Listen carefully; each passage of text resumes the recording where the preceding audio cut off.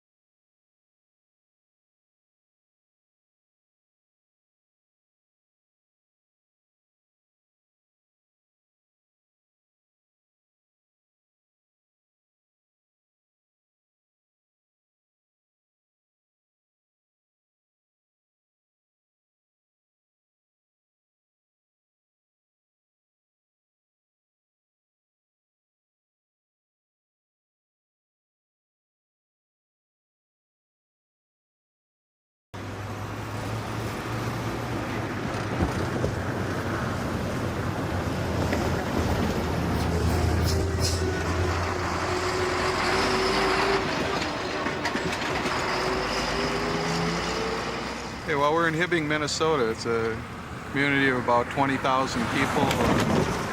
We're in the very northern part of the United States, about 80 miles from the Canadian border. It's an iron mining town. It's a nice place to live. Bob Dylan grew up here.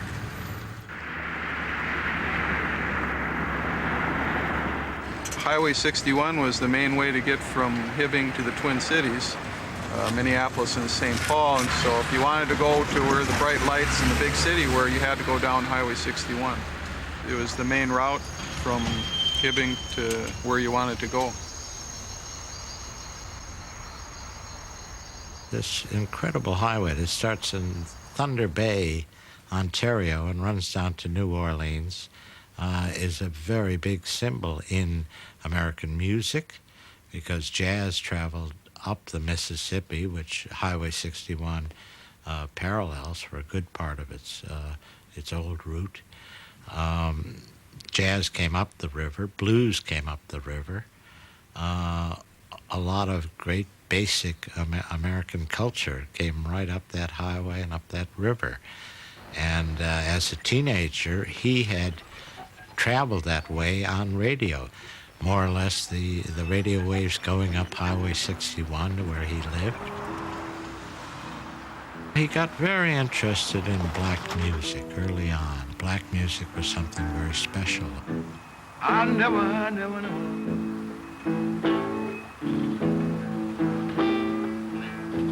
Get out of these blues alive.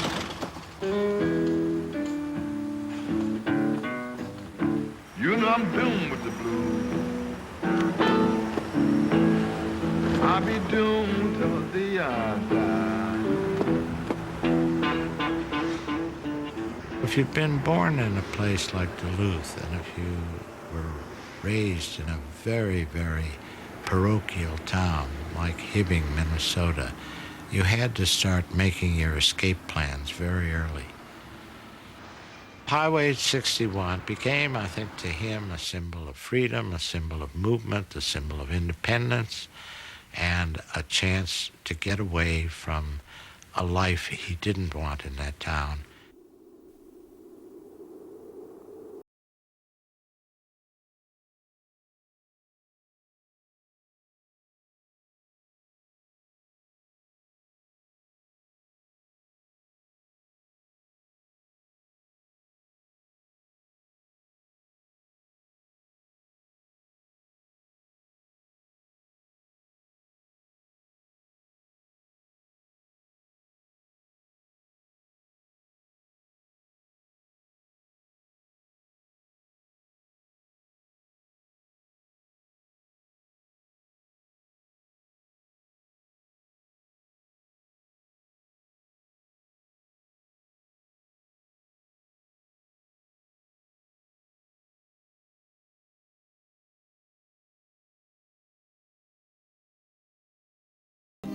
My children will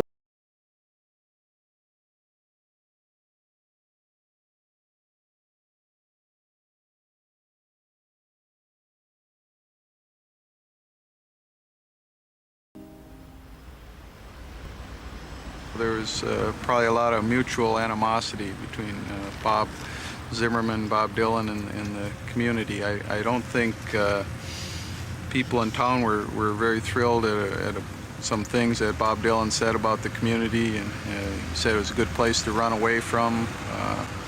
So it was hard during those times to even find somebody that would admit to knowing him or being a friend of his.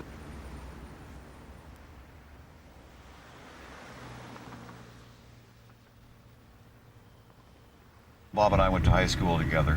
He was about a year ahead of me in school, but during the, I would say 1957 through 59, we became friends and had a common interest in music.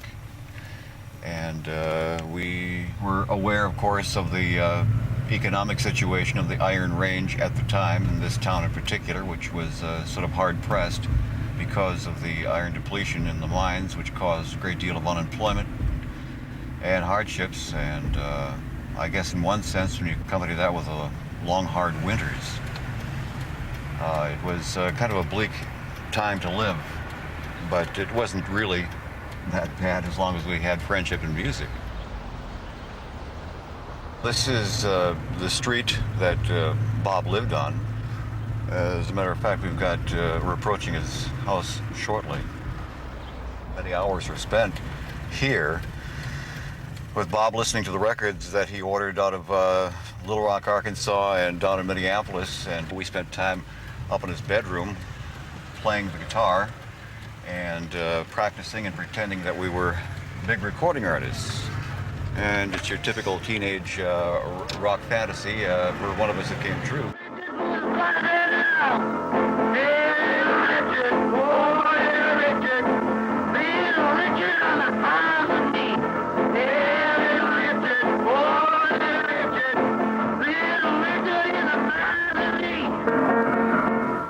Let's turn this thing off. We're cribbing too much. Bob had said Hibbing was a good place to leave, and at that time it really was.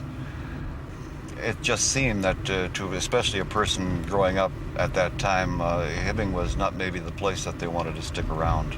There were much better places.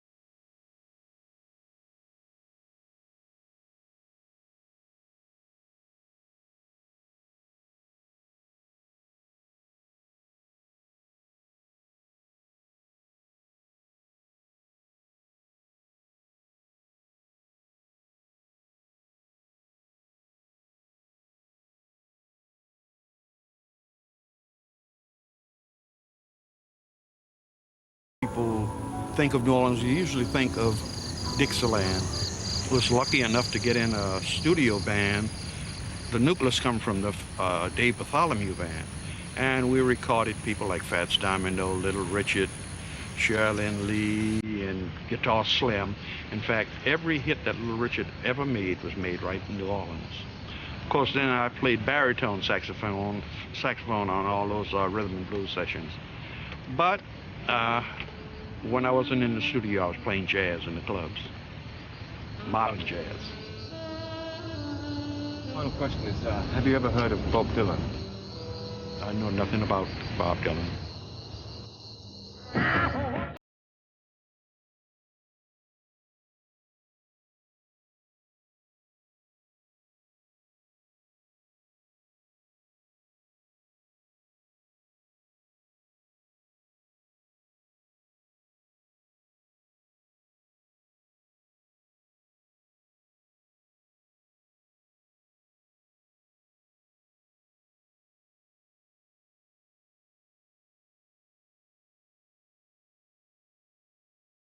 Little Richard. How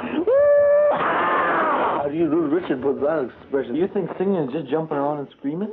We gotta have some kind of expression. I mean, you gotta have expression. Well, Johnny Cash has got expression. There's no expression. He's got a different expression. St. Paul, Minnesota. I walk the line because you're mine. You're doing it wrong. Up in this part of the country, there is no definite form of music that is identifiable to this region, and nothing American like the blues from New Orleans, for example, or Chicago. We sort of depended on the radio, which late at night, when we got better signals from the southern stations, we could sit down and listen to the music that we thought was the music to listen to, and that had a lot of influence on us. What's the best kind of music? Rhythm and blues. State your reason in no less than 25 minutes. Rhythm and blues is something that you really can't quite explain. See, when you hear a song of rhythm and blues, when you hear it's a good rhythm and blues song, chills go up your spine when you hear a song like that. But when you hear a song like Johnny Cash, what do you want to do? You want to leave. When you hear a song like some good rhythm and blues song, you want to cry when you hear one of those songs.